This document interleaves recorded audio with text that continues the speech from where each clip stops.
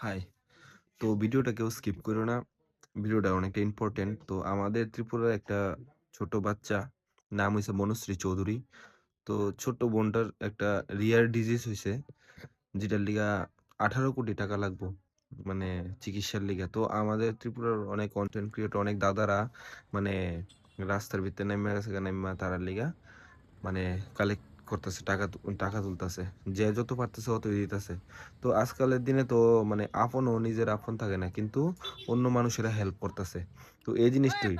তো আমিও মানে আমার তরফ তো যা হইছে আমি দিছি।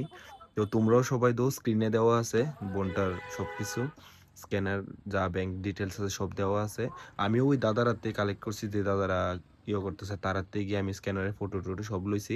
তো তোমরাও দো, হেল্প করো সবাই।